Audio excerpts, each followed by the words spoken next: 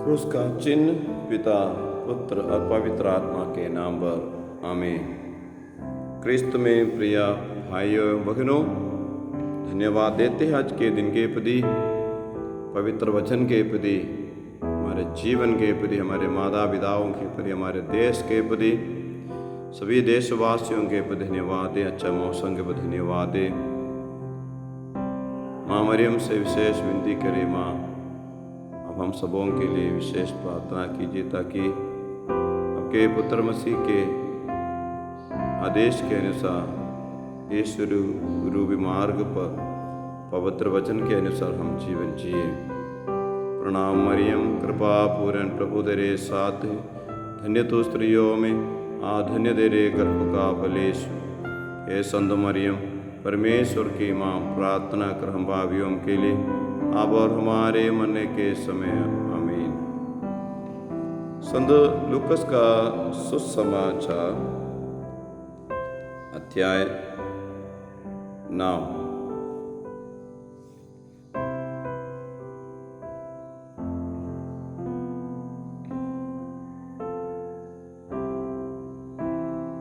संत लूकस का सुसमाचार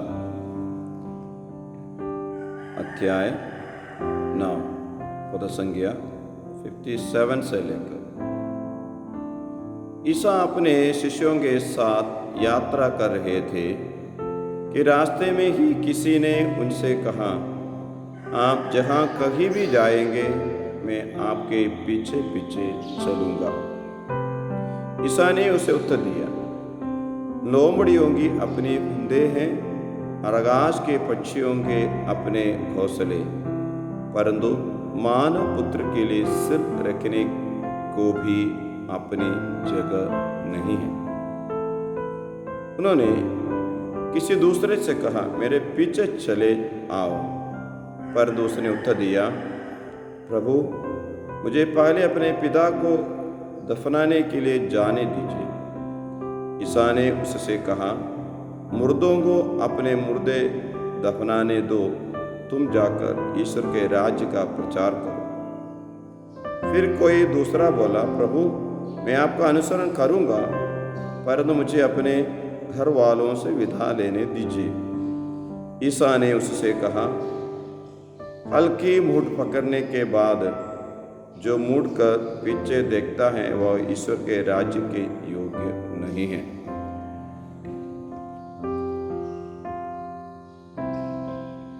इस पवित्र वचन सुनते समय हमारे मन में ऐसे एक विचार आ जाता है, प्रभु ने किससे कहा होगा ये सब? चलो उनके शिष्यों से ने उनके साथ आए लोगों से कहा, शिष्यों को भी है। आप लोगों से प्रभु आज के दिन ये बात कहना चाहते हैं। एक बार अच्छा विनती उपवास में भाग लेते समय, आराधना में भाग लेते समय या पवित्र वचन पढ़ते समय हम लोगों को ऐसे प्रेरणा मिलता, चलो मैं अपने जिंदगी प्रभु के लिए जीऊंगा, आज से मैं सारे कामों को छोड़कर प्रभु के पीछे जाऊंगा, प्रभु के लिए जीना है, बहुत लोगों तक ईसा मसीह का सुसमाचार पहुंचाना है। बढ़िया है। हम ये भी बोलते, पवित्र आत्मा अपने वरदानों से मुझे भर दीजिए ताकि मैं अपने कार्य अच्छे तरह से कर पाऊं, ये भी ठीक है। लेकिन आज आप कहाँ हो? आप यीशु से मार्ग से कितना दूर हो? मैं नहीं बोलूंगा कि आप लोग पाप करके चले, वो वाली बात नहीं है। जो वायदा आपने किया था वो कहाँ है? देखिए, एक व्यक्ति आके बोलता है, जहाँ कहीं भी आप जाओगे मैं आपके पीछे पीछे चलूंगा। इसे बोलना तो बहुत आसान है, लेकिन साथ में आके देखो तो पता चलता है कि मेरे पीछे आने वालों के लिए मैं कुछ भी तैयार करके नहीं रखा। जैसा मैं हूँ वैसे तुम्हें भी जीना है। जैसे कि मानव पुत्र के लिए सिर रखने को भी अपनी जगह नहीं है। सिर रखने को भी अपना जगह नहीं है। उतना शून्य बन गए। अगर कोई आना चाहे तभी तो आओ। हम बोलेंगे नहीं नहीं प्रभु जी, मैं आना चाहता हूं, आपके लिए सेवा देना चाहता हूं। नहीं बनता, नहीं बनता। कारण क्या है? यीशु हमें बुलाया है उनके पीछे सुसमाचार लेके जाने के लिए, यह कष्ट उठाने के लिए हम तैयार नहीं है। मुझे लगता है कि उतना लगाव नहीं है यीशु के प्रति, जान देने लायक लगाव हमें नहीं है। छोड़ने के लिए हम तैयार नहीं है, त्यागने के लिए तैयार नहीं है। तो तुरंत आगे बताए कि यीशु ने एक जन को बोला मेरे पीछे आ जाओ। वो बोला मैं जाके अपने पिताजी को दफना किया जाता, थोड़ा सा और समय चाहिए। दूसरे ने बोला मैं जाके अपने घर वालों से विदा लेके आ जाता। यीशु बोला नहीं, स्वर्ग राज्य के योग्य नहीं है वैसे लोग, आप स्वर्ग राज्य के योग्य नहीं। और अगर आप ऐसे विचार करोगे तो आप स्वर्ग राज्य के योग्य नहीं है, तुरंत निकल जाना। देखना यीशु के शिष्यों की ओर, पेतरुस, योहन, अंद्रेस जाल का मरामत कर रहे दो लोग। यीशु ने बोला मेरे पीछे आ जा।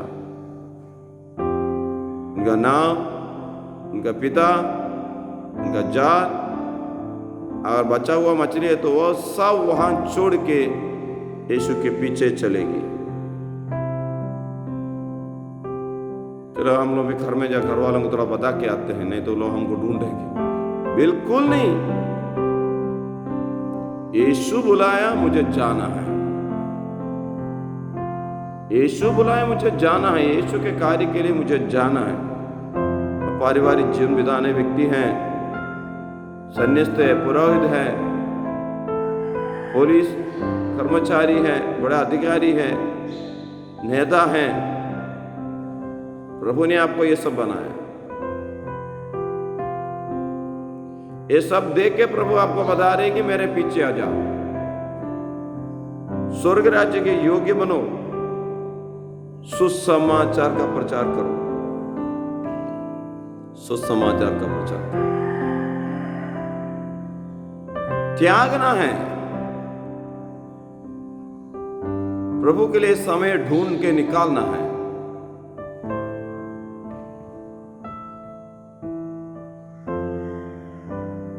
वाइट के थोड़ा सा अपने से पूछिए, क्या मैं प्रभु का कार्य करने के लिए समय निकालता है कि नहीं निकालता?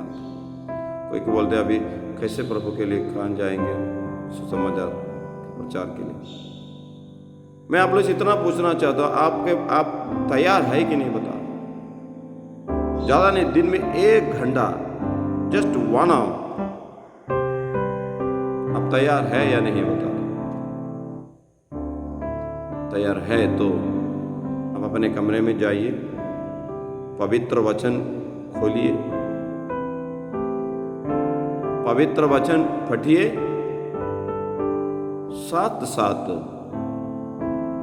दुनिया में सुसमाचार फैलाने के लिए सभी मिशनरियों के लिए प्रार्थना कीजिए। मध्यस्थ प्रार्थना, अपने जरूरतों को लेकर नहीं, दूसरे लोगों के जरूरतों को लेकर 1 घंटा प्रभु के सामने अकेले बैठने के लिए आप तैयार है? आप यीशु के पीछे। आइए हम प्रभु से विनती करते हैं, प्रभु जी धन्यवाद दे, धन्यवाद देते प्रभु जी आज के दिन के प्रति, पवित्र वचन के प्रति। आपने हमें आदेश दिया, आदेश के अनुसार आपके पीछे जाने के लिए हमें प्रेरणा दीजिए। याद कीजिए फादर को, फादर आज से 3 दिवसीय विनती उपवास हमारा डिवाइन मास्टर रिट्रीट सेंटर में हम शुरू करने वाले एक छोटा सा ग्रुप है, 25-30 लोगों को हम बुलाते। अभी खेती का समय है, लोगों के पास पर्याप्त समय नहीं, फिर भी हम सोचे खेती शुरू करने से पहले अपना बच्चा लोग स्कूल जाने से पहले कम से कम 25-30 लोग आके 3 दिन उपवास प्रार्थना करें। आप लोग हमारे लोग अपने प्रार्थना में याद कीजिए, हम भी आप लोगों के लिए विशेष प्रार्थना करेंगे। हमारे प्रभु यीशु मसीह कृपा, पिता ईश्वर का प्रेम तथा पवित्र आत्मा का संसर्ग हम सबों के साथ हो, अब सदा और सर्वदा। आमीन। जय श्री